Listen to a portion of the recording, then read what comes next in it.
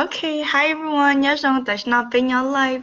On đây nó có thay ở cho ta nói cho bây giờ mong ở tôi sai bây giờ nó. So nó của lũ học kia là gì? Oh, thật sự on đây cứ Paj Zaub có mong sinh lao. Này từ Miss Hmong California first runner up. Nó của lũ gì mong là gì? Của lũ học kia giờ có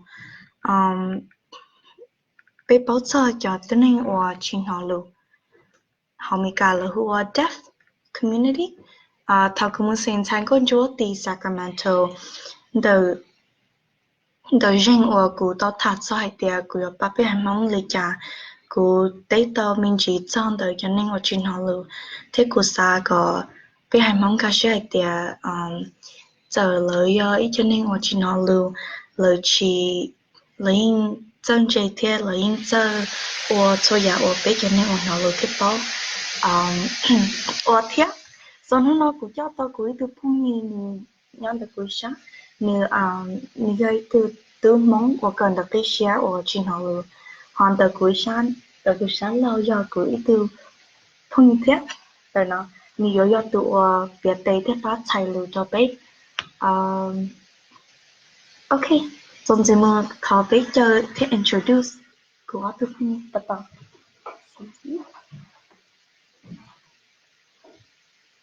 So go ahead and introduce yourself. Hi, my name is Nyiaj. This is my sign name. I'm on the shoulder, and right now I'm majoring in communicative disorders, but the name is currently be changed to sciences and not disorders.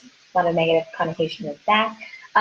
So today I'm going to be interpreting for my brother Sabah, and I'm an intern. I'm not like really an interpreter yet, so keep that in mind. Hi, my name is Sabah. I'm majoring in sociology right now,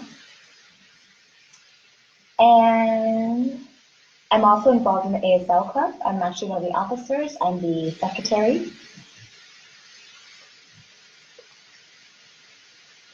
Let me think of what else I should add. And yeah, that's all you should know about me. How old are you? I'm 22. And how long have you been in college?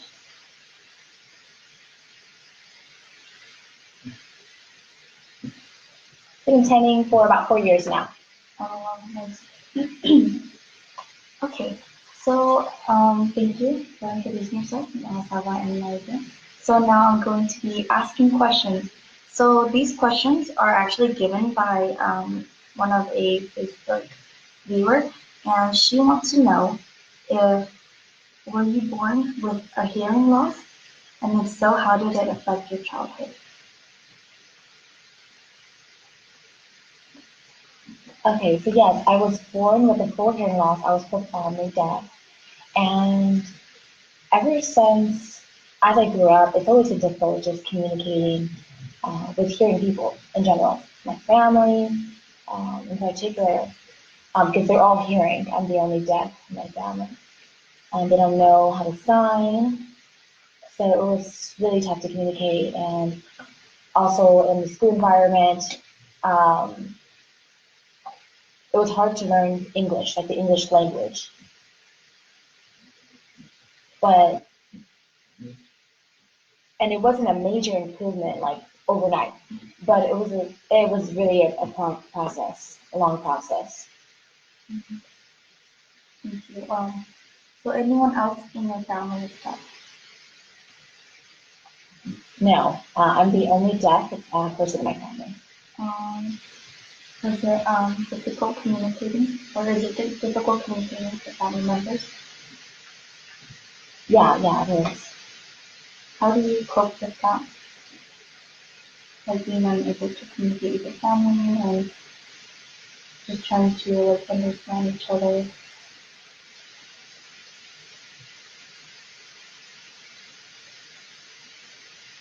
Okay. I think most of the time we use paper to write back, communicate with each other, or through my notepad on my phone, or we use gesturing, a lot of gesturing. And most of my siblings, well, my mom, we both use half home signing. We created some sort of home signing system. Oh, wow. And half ASL with my mom. Mm-hmm. Can you give us some examples? That's really interesting.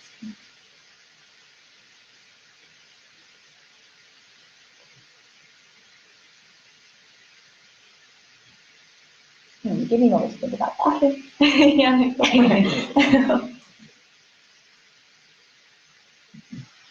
I can't really think of exact. Okay, well, I can think of one. So when I'm for the sign sleep, this is the sign in itself. But my siblings tend to do it like this for sleep. Mm-hmm.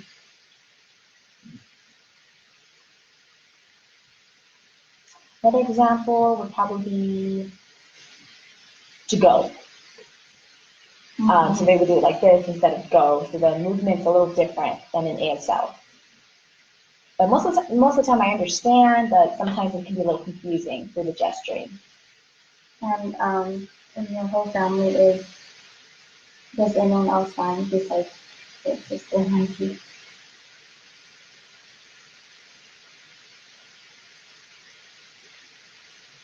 No, not really.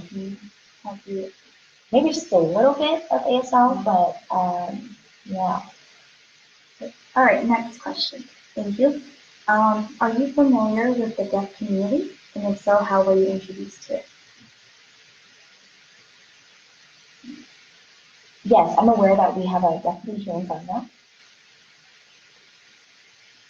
So when I took my ASL course, my first ASL course, my professor introduced me to the DHHSC, which is the Deaf and Hard of Hearing Centers Services Center here in Fresno. So that's how I know about the deaf community here. Oh wow, that's great. Can you tell me more about the DHHSC?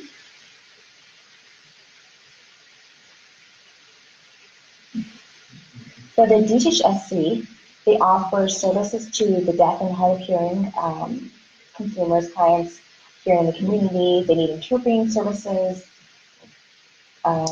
They need to be more aware of laws related to the deaf community and individuals, and they let them know about their rights as individuals, deaf individuals, and whatever other needs they may have relating to access. Even lighting in rooms. Yes. Like for alarms, like when someone rings a doorbell or whatnot.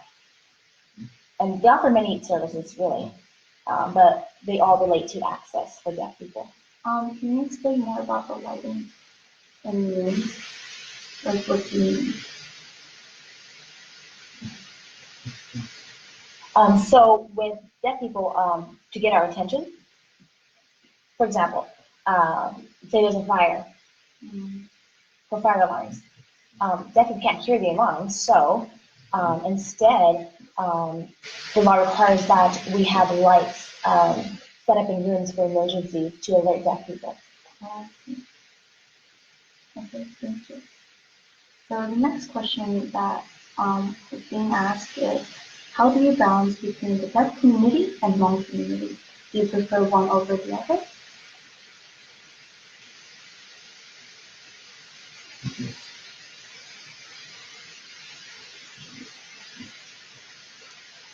I'm not really involved in either of the communities, the deaf or Hmong. But I'm mainly involved in the deaf community. And I feel a lot more comfortable with the deaf community in regards to communication. But that doesn't mean that I prefer the deaf community. I want to be involved in both, really, I do. The Hmong community as well. And I also want just to learn more about both communities. Thank you.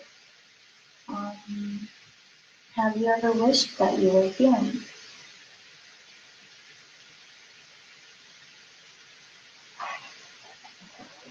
Before, when I was younger, yes. I wish that I could be hearing just to communicate with my family and with my friends and with those that I grew up with. But now, as an adult, I don't have that desire anymore to be hearing because I've come to understand that I need to value myself and respect myself as an individual, and that is the only way I can help that community contribute. I love it. Touch my heart. Okay. So the question number 6 that um, they want to ask you is, what's the hardest part about being a deaf Hmong adult?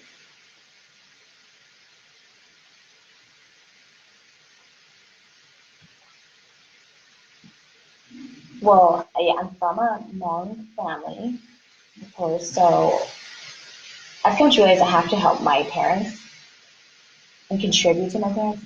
And they're going to be old soon. And I'm the last son, youngest son. I understand that that means that I need to learn how to communicate with my parents so I can um, help them and provide for them. Just general necessities like food and the hardest part is really communication um, to figure out what my parents need and their wants. So that's the toughest part is communication. And so that's the hardest part about being a mom definitely for me. Thank you for that. Um, so what are some advices you have for Hmong parents who have children with a hearing loss?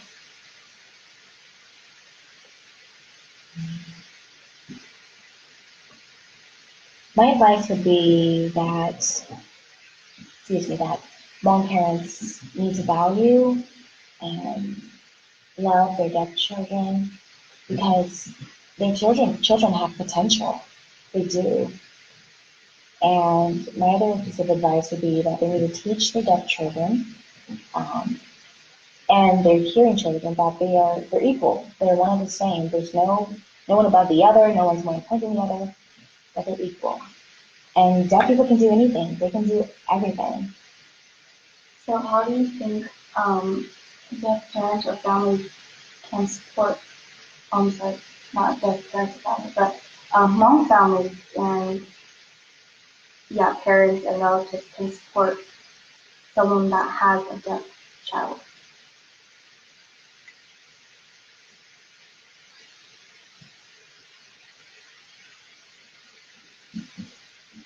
Let me ask for clarification. So do you mean with Hmong families, how can they support someone with deaf children? So Mm-hmm. Or like knowing that, oh, I have a deaf child, and then they're in that stage of like shock, or like they don't know what to do, and instead of neglecting their children, how do you think they should go about with supporting each other, or like finding resources, or like where should they even start? okay. So for Hmong families, that's a tough question. But I think for Hmong families, they can help with supporting them in not giving up.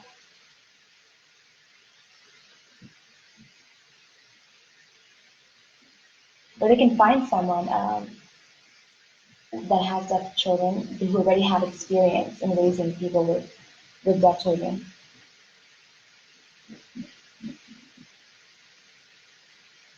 Or refer them to someone, other families who have experience raising deaf children. They can, offer advice and counsel to those that might be dealing with the shock. Thank you. So the next question is, what are some challenges you had to overcome and still continue to face?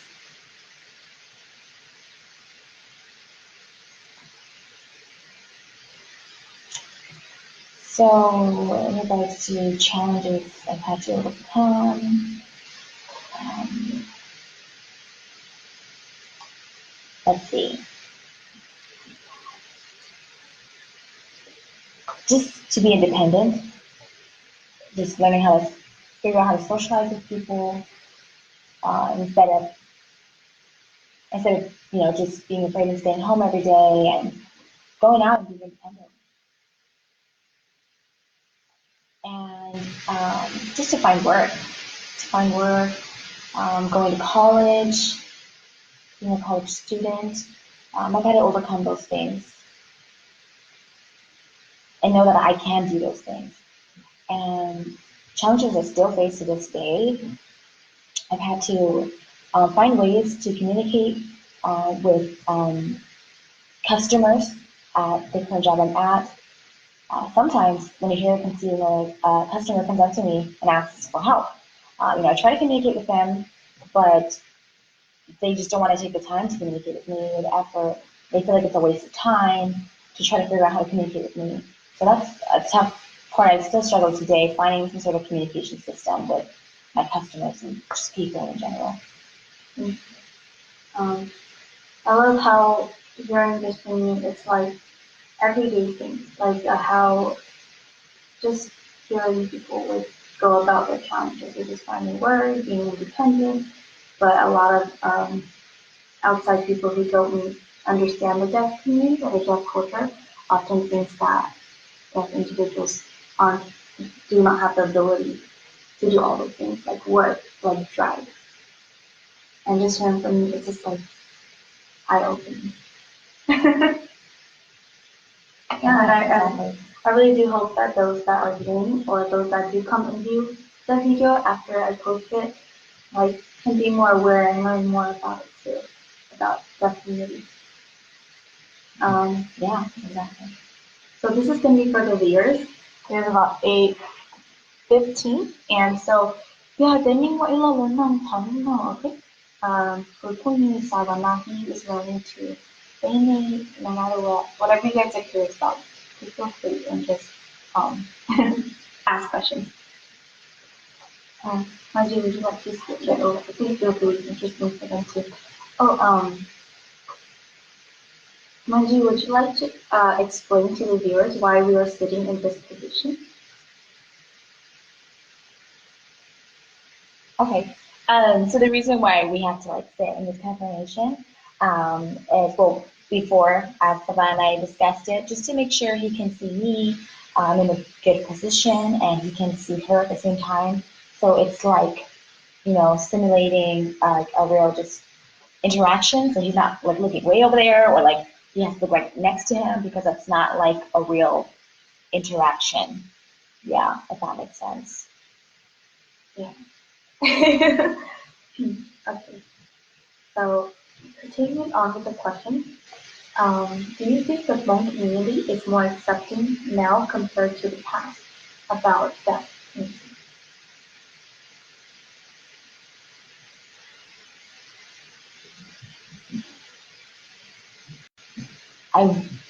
Yes, I want to say yes. Of deaf children now, I think, anyway. And the reason I say that is because Hmong parents, they don't want to hurt or cause long-term, hurt to their children. And some of them themselves also struggle with, disabilities. And with the LGBT community, they become more accepting. They're and interracial relationships. They become more open to those kind of relationships. So the parents feel that they have to support their children no matter the circumstance. Thank you. And how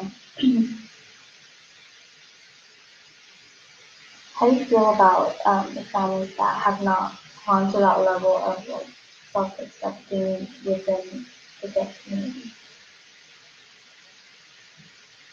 Do you still see that a lot, or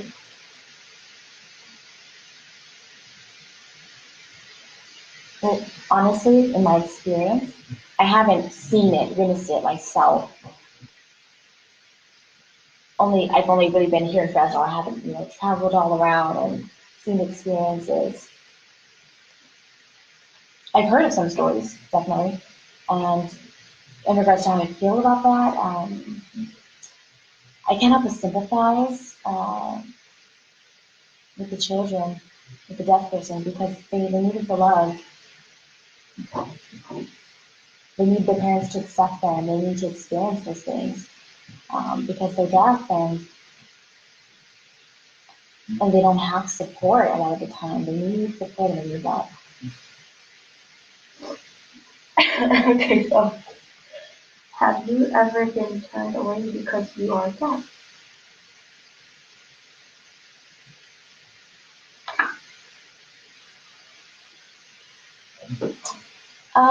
I would say so, yes.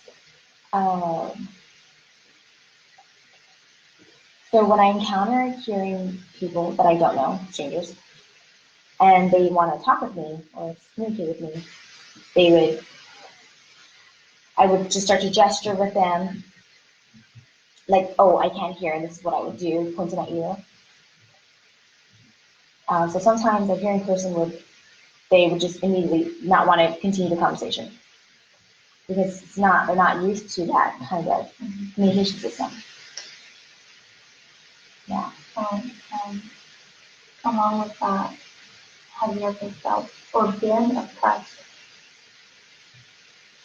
in any circumstances? That was really something that traumatic happened to you, or isn't that something we're answering actively too?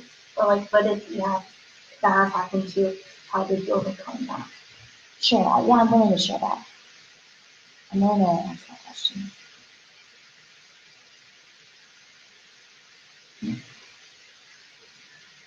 So again, to be quite honest, I haven't experienced public oppression, like in restaurants or stores, whatever. But with my parents, they sometimes they have. I've experienced some oppression with them. So when I first wanted to drive and get my license, but my parents they felt afraid, and they were worried that I wouldn't be able to drive and because I couldn't hear. So I had to really be assertive and show them proof that that I could do it, that I could try it. They didn't have to be worried. My parents, they would worry still and be afraid because they haven't yet seen a deaf person or, I mean, experienced deaf culture and that, we could do those things.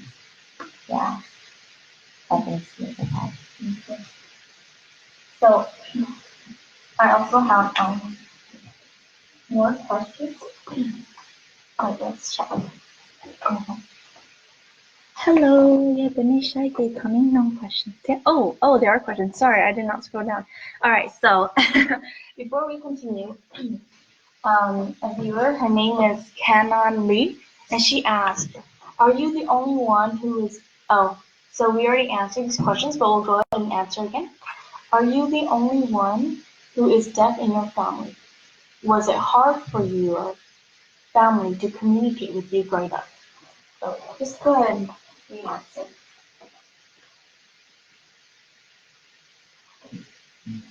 Yes. So yes, I'm the only deaf in my family, and it's been tough growing up, and to this day.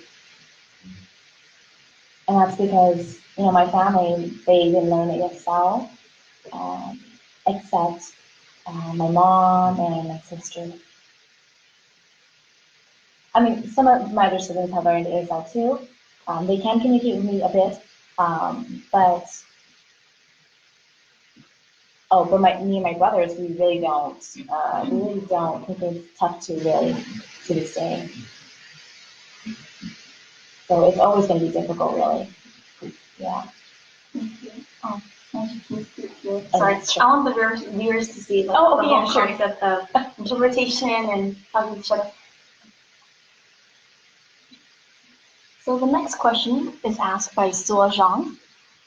The word deaf seems so harsh. Maybe use hard of hearing or hearing impaired. Oh, okay. Thank you, Suo, for that. I apologize if I reaching out, but I will use hard of hearing. Thank you. The next comment is from B. Bang Moore. She says, love this so much. Yes to giving platform for learning more from the underserved and marginalized in our community. Oh, okay. Thank you.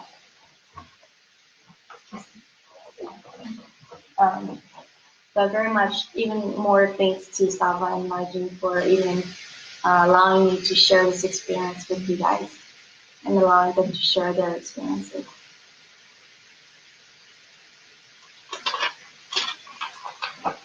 Okay, the next 4 questions was given by Dr. Rosemary.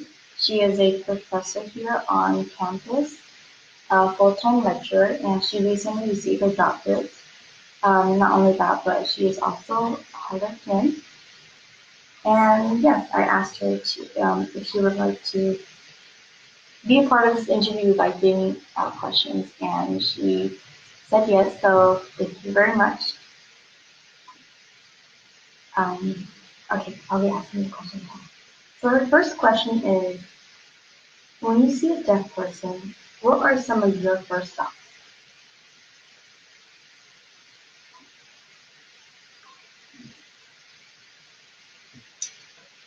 So the first time I've ever seen another deaf person, I felt like I understood and I felt equal and one of the same because we're both deaf. And I felt like I'd be able to communicate through a sound. It'd be easy, that process. And yeah. That's what I felt. Thank you. So the second question, do you treat Hmong individuals differently than others? Repeat that again. Do you treat Hmong individuals differently than others?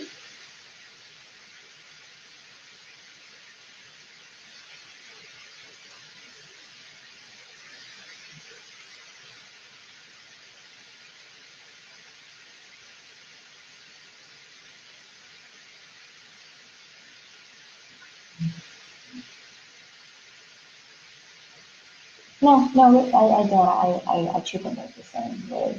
And in terms of communication, it'd be the same as well. Okay. What are some ways to communicate with a person who is hard of hearing?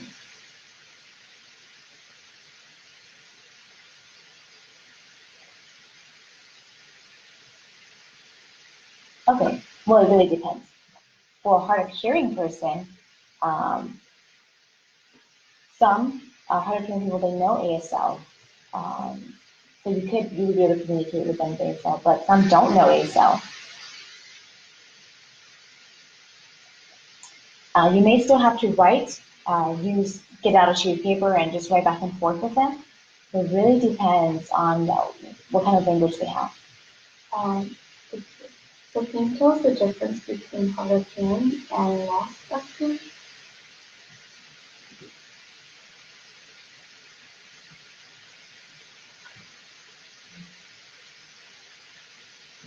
Okay, well, a hard of hearing person, they can hear a little bit, but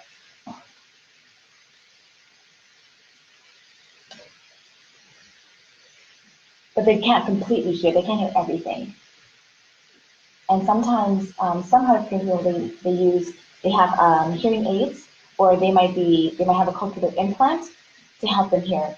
So assistive devices.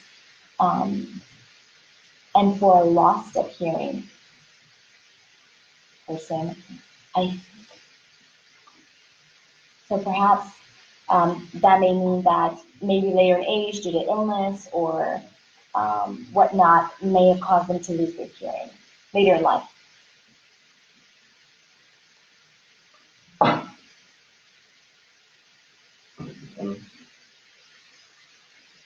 Thank it really depends about how that person became hard of hearing or deaf. Thank you. Um, so going back to the other question, we answered how people would communicate with those who are hard of hearing, but what are some ways to communicate with a person who is deaf? Besides ASL and writing notes to each other and gesturing.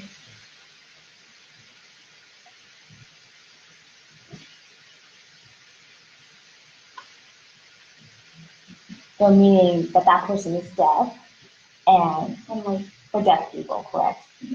or like, sorry, let me reiterate the question. For example, if I am as a hearing person meeting a deaf person for the first time, like what are some advices how to react or how to communicate?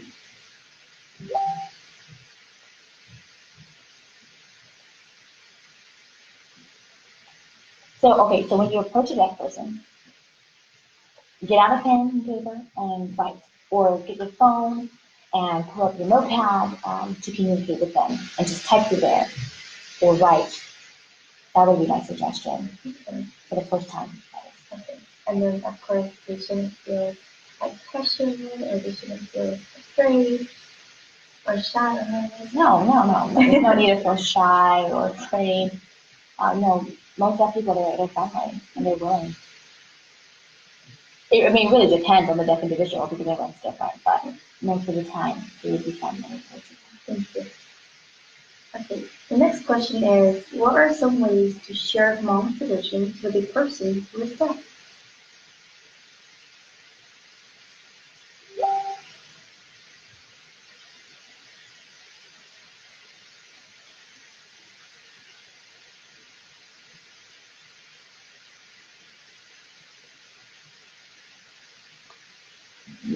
I have to think about that one.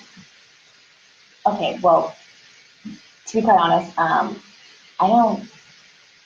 My parents they didn't really teach me about Hmong culture and traditions, so I'm not really aware of what those may be. But um, and it's tough to really have deep conversations with my parents about, Hmong culture or traditions.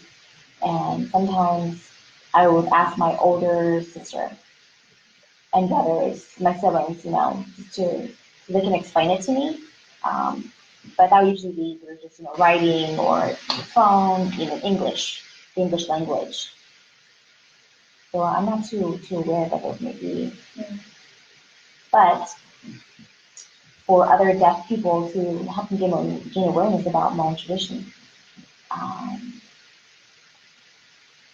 among families and parents or older brothers, siblings, I would say that they are responsible for teaching their deaf sibling or child about the Hmong culture.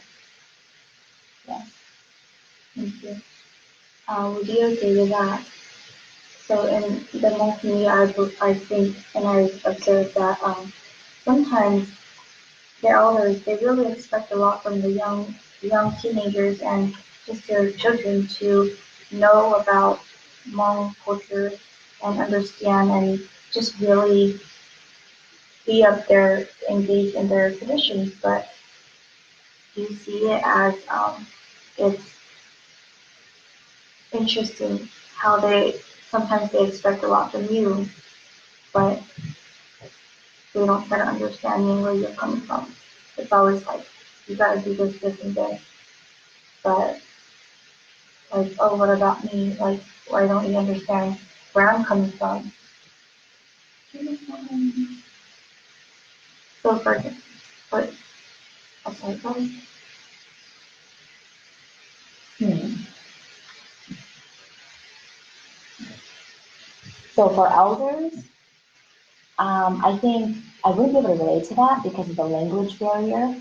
Um, and maybe that's because I'm deaf and maybe they already have the assumption that I can't do a lot of things because I'm deaf. So I haven't really encountered that struggle. So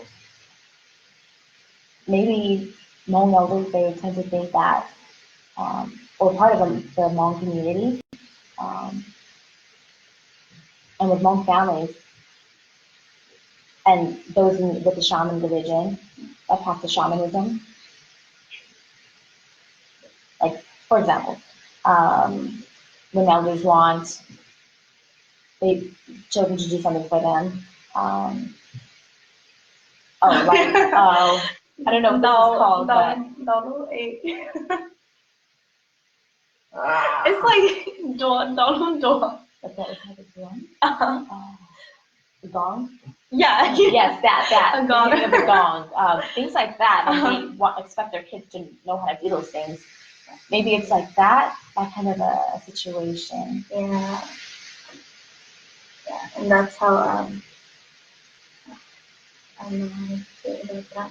Because it's like from my perspective, it's like I just am hoping that being able to spread awareness about deaf community will be able to help them assess and changing their perspective, and not like single out, oh, because my deaf child is deaf and they probably can't do certain things, especially with music or hitting the gong.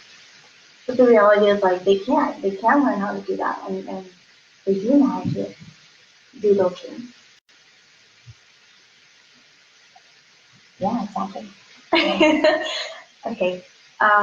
So let's see if anyone else is asking questions.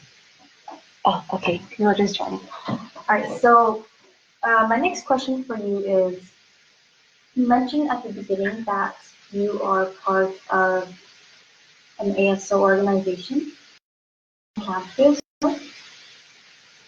Yes, I am. I help. I'm in the ASL club. I'm in the offices. Can you tell me more about the ASO club, what it stands for, what your mission is, and what you guys do?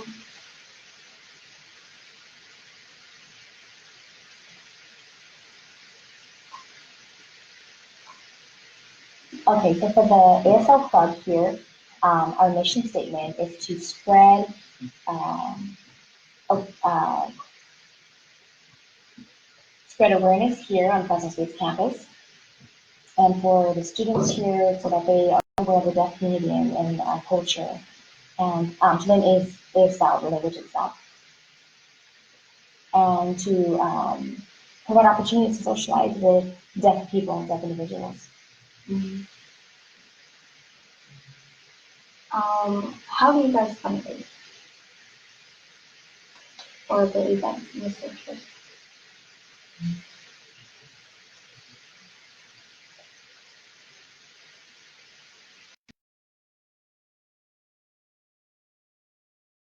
Like Panda Express, for example, or other restaurants, and ask them about how we can fundraise, what options they have, give us information related to that, and then,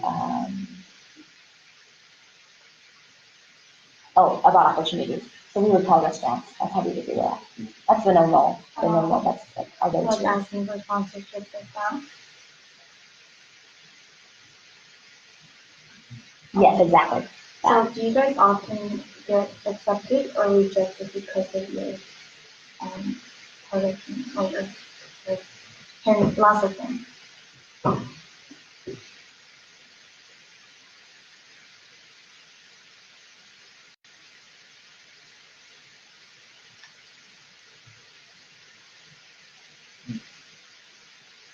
They sell called you, right? No, we've never been turned down. Um, because some of our officers, they're deaf, and some of our officers are hearing. So, yeah. Okay. And then for the officers that are hearing, they also want to know the sign. Yes, they do.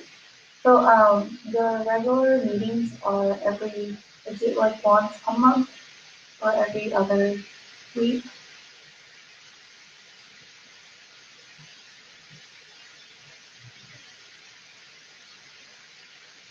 For the officers, or doing in general, for all the members to attend, or Yeah, just provide, like, just for you to provide enough information in case, like, the viewers want to know.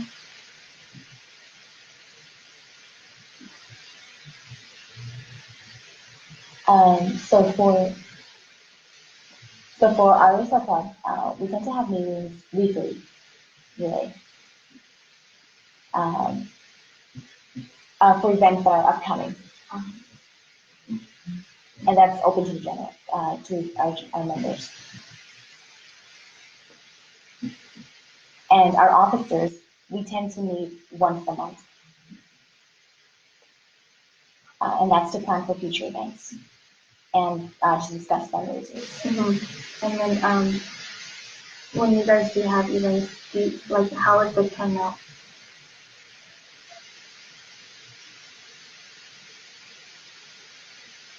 Okay, so about 10 people to 20 people, that's how people tend to show up. Ranges around there. Yeah, that's really good. And then when are they like members or do you usually people outside of the club that show up?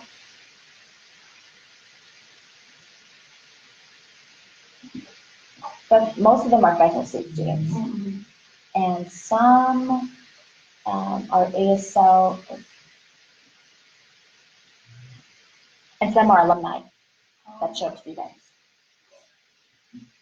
And some can be from FCC, Fresno City, yeah, it's a range of people.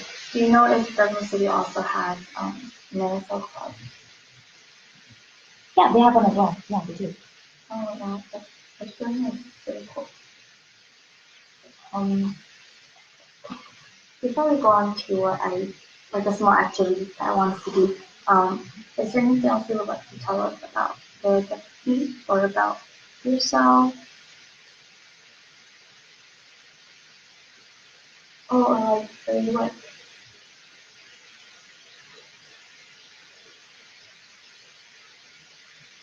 Are you shy?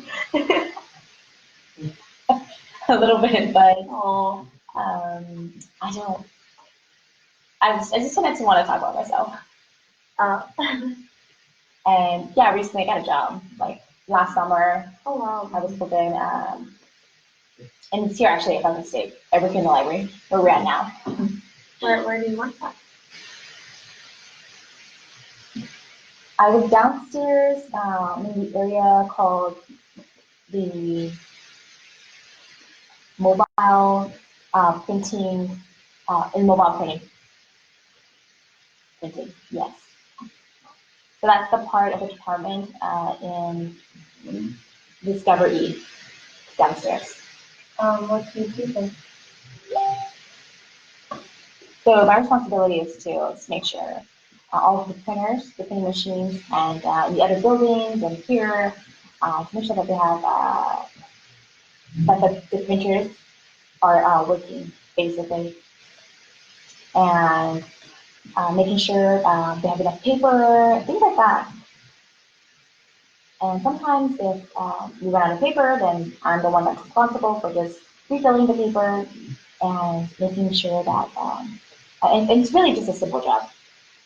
Do students come and talk to you or ask you for assistance? Yeah, they do quite often. And usually I would, and usually a good half want my help and the other half don't. So that's usually how it is. And then when they don't want your help, do you notice that they avoid you intentionally or how's that?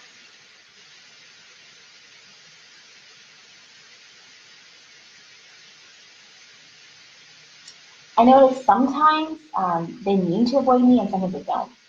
So that varies. Thank you. So I actually wanted to ask some questions for Paj too. Okay, sure.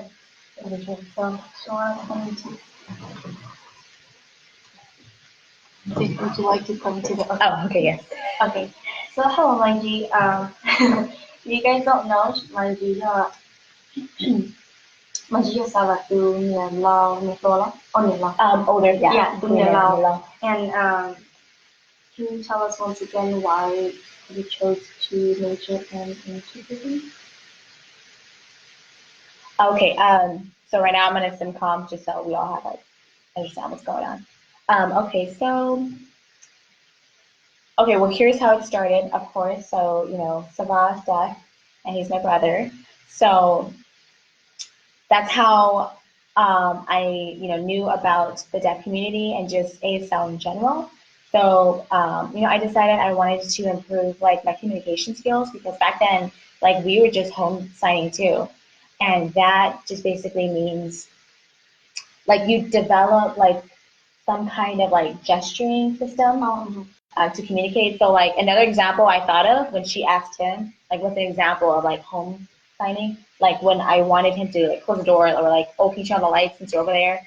I would just say, and I'd be like, I just like point, and you know what I mean? Like that's not clear. Or like the door, I wouldn't do this. This is the sign for a door. I would just be like, again, I just point, and he would look to see, okay, like what could she be talking about? But things like that. Do you agree? Yeah. Can you think of another example when like it wasn't clear?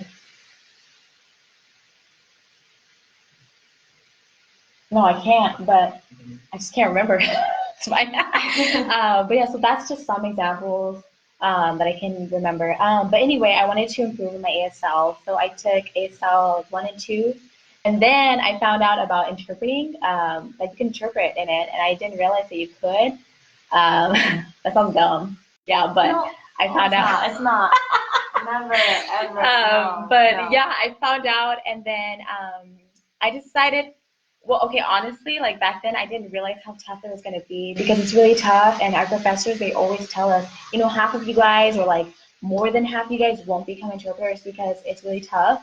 And I basically underestimated it. But here I am, my last semester. Oh, An yeah. internship. I know, gonna graduate soon. Job. But oh my gosh, I'm not going on that. But the point is, and the reason why I entered, um, it changed. It changed along the way, and it was a process for me to understand about access to language. And I think I should, mention, like the biggest reason behind it, and that's because my relationship with God, and I'm a believer. Yeah. So that's my biggest inspiration, and that just helps me to understand about language access and to see why it's important. Because we don't realize how important language access is that we have. You learn so much from other people just by listening in, like on a conversation on the side, or how much easier it becomes for people like I'm like repeating myself, but just to learn from communication, like communication implies friendships, communication implies, being able to receive work more easily. That's what communication implies. So when you can offer that, just access to that and be a part of that, I think that's a beautiful thing. And I'm not going to change the world, but I just want to be a part of it for the time that I am here.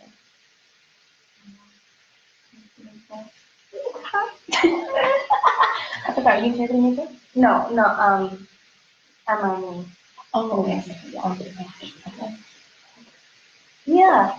So, okay, so since you're talking about your story, I guess I'll share mine. Um, the reason why I'm minoring ASL is because Sava, my friend. 3 years ago, I was tabling for my organization, Hmong Student Association, on Fresno State campus, and I saw my friend Sava with my other interpreter friend, or I'm sorry, not interpreter, she is into deaf studies, and I think I actually talked to Sava, but he just kind of like turned away. So I was like, what? It's okay if I get ignored. And then I realized that he's deaf. And then I was asking my friend like, what? That's so crazy because I've never seen or been aware that deaf community exists. Like I've heard of deaf individuals, but I've never actually met one. And so when I met him, I was inspired to learn a new language.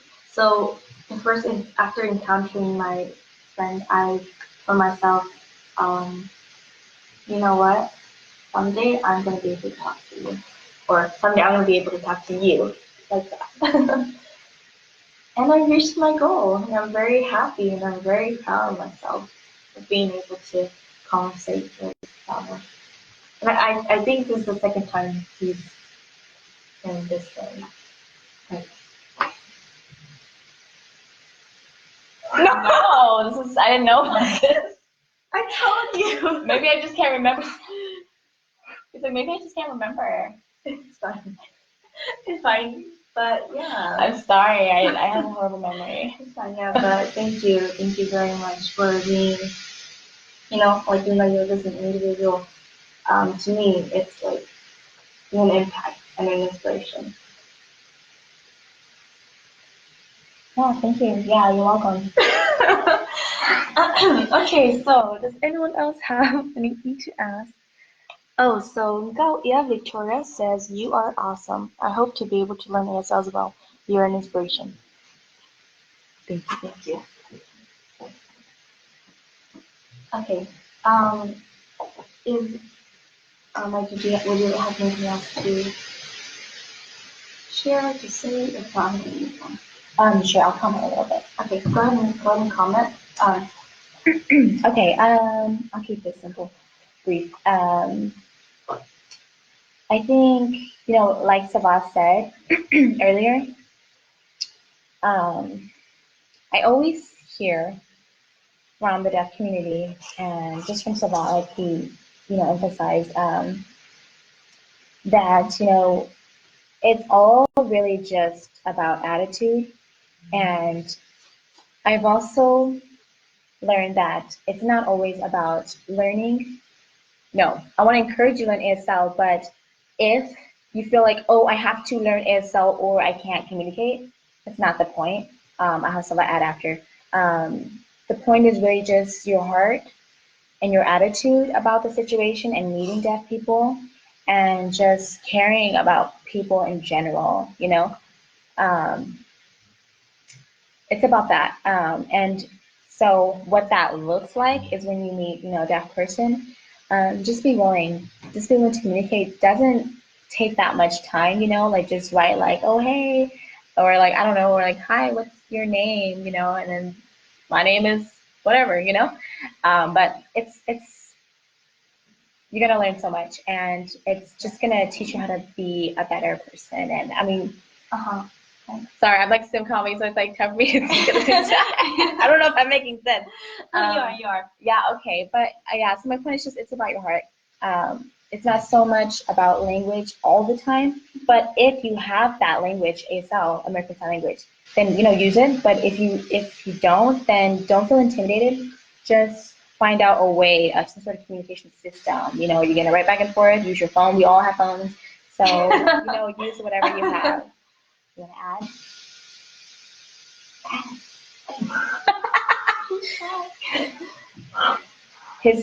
His input will be better than mine. And if you want to learn ASL, and if you have any deaf family or cousins or nieces and nephews or uncles, any family members, and you want to learn ASL, try your best to communicate with them and understand that, for example, like my sister said, you have to have a good attitude about it. And you have to be passionate about communicating with them and make an effort to with a deaf person. Yeah, so that's my 2 cents. All right, thank you. Does anyone else have any other questions before we sign off on this? I believe we have about 30 more minutes before we all head out for our day. If not, then I think that we will end here for my two colleagues here.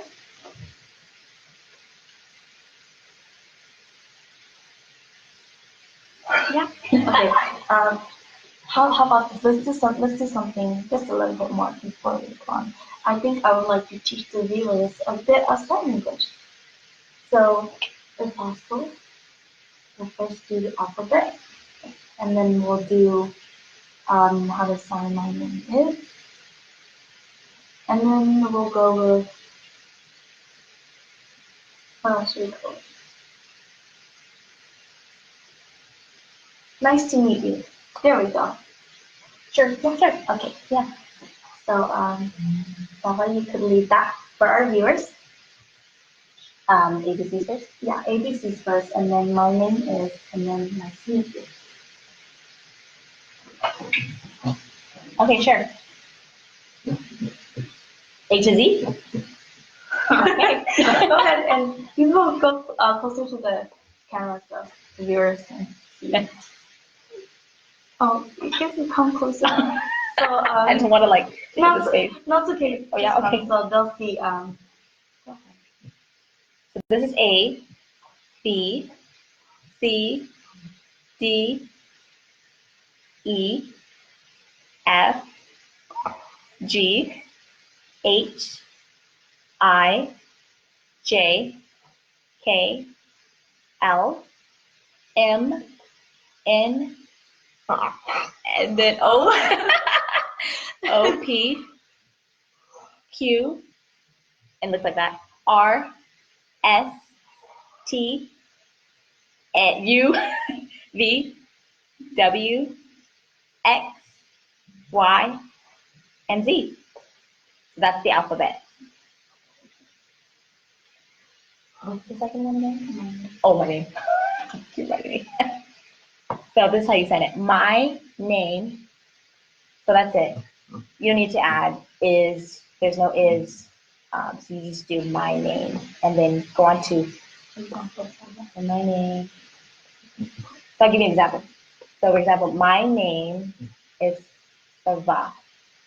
Yeah. That's it. Okay. And then this is how you would sign nice, meet, you. Yeah. That's how you sign it. and I believe it's because this represents like a person, right? So for example, if you do Yes, it does. a person walking, so then two people meeting each other, and then nice, so nice to meet, and you point to whoever you're signing with. Yes, exactly. Yes. Yeah. Alright, then that'll be all for today. Signing the alphabet, my name is, and then you sign your name with a letter, and then nice to meet you. Yeah. Okay. Thank you very much, Sava, for allowing me to interview you today. I hope that just a bit of what we talked about opens up awareness to those who have viewed today and those who will be viewing after we go off online. And I'm very thankful to have met with both of you. And also, thank you, Margie, for interpreting for us today. I was super nervous, but I'm very glad I was able to have this session with you both. Thank you. All right, bye. Okay. Oh, wait, actually, we have another question. We have two more questions. So Victoria. Victoria says, I'm sorry if you all already answered this, but how long did it take you guys to feel proficient enough to be able to have a normal conversation with ASL?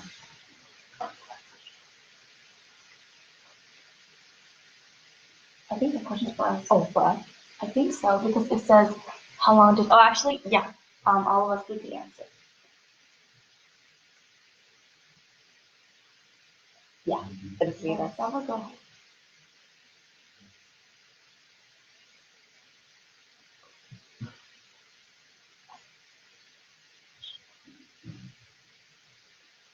So for myself, I feel like I became proficient in ASL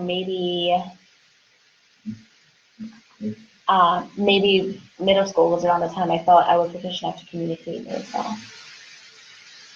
As for me, I wouldn't say I'm proficient. I'm like beginner, newbie. I mean, I'm taking ASL course, ASL 4, which I'm able to conversate with deaf individuals, but I wouldn't say I'm proficient.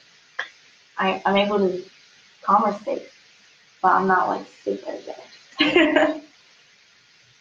Okay, and then for myself, I'm not proficient. I'm not. The thing is for second, what am I saying? Second language learners, because it's not my like native language, so it's gonna be tougher. And they always say, like the deaf community, they always say like you will probably never become like proficient because it's not your native language. So I'm not. Just it's just enough to communicate with like most deaf people because everyone is like different. Um, they can have like their own style of like signing. So sometimes it's so tough, and I still have to ask like, oh, can you like clarify? Can you sign it again? He knows. I've heard that it takes 8 to 10 years to actually become fluent in a language. Probably of like everyday practicing too. Yeah. And socializing with Yes. Mm-hmm. And he said I would do so. So the next question is regarding communication and accent. I've heard that people in the deaf community has their own name sign. What's each of yours if you have one? Oh, Name signs, right? okay. So first, can you explain what name signs are and how you achieve them, and then we'll go ahead and share ours. Yes.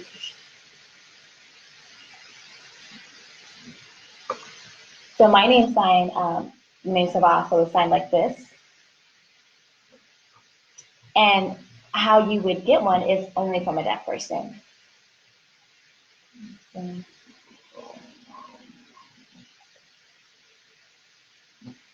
And the reason why you would get a name sign is it's to represent who you are. I mean, who you would be, and it would also represent your everyday personality. If you're, a kind of like a cheerful person or whatever it may be, whatever the deaf person gives you, and how they know you. So for example, your name sign is signed SAVA. How come it's um, I think that means good heart. I can't remember who gave it to me, but I think it was from my deaf teacher when I was growing up in preschool. Yeah. funny? Oh, mine. Yeah, explain.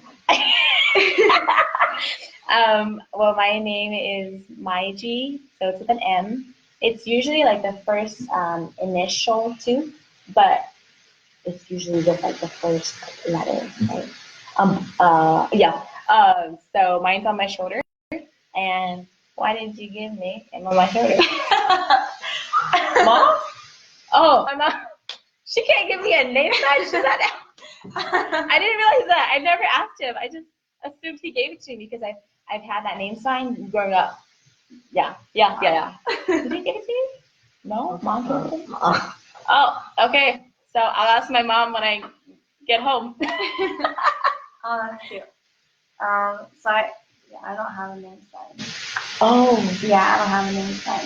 I asked Alba and I said maybe someday when I'm I don't know when I'm deserving or like yeah, but it doesn't. Yeah, it doesn't have anything to say. Yeah. Okay. Yeah. Hopefully that answers your question. Is there any more? Oh, Rosemary Giggers says good job, thank you. Tom Kulor said, how do you feel in terms of sense of belonging in the Hmong community and deaf community? Where did I answer that again? Let me read that again. How do you feel in terms of sense of belonging in the Hmong community and deaf community?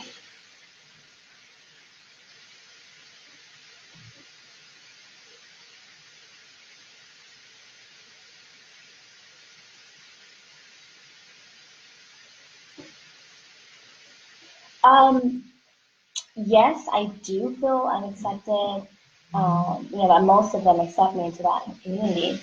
And with the Hmong community, honestly, in my experience, some Hmong people have accepted me, some maybe they don't. Yeah, that's my experience. So hopefully that answered your question, from Kulor. Okay, and one more time, if you guys don't have any more questions, then we will be signing off to go about our day.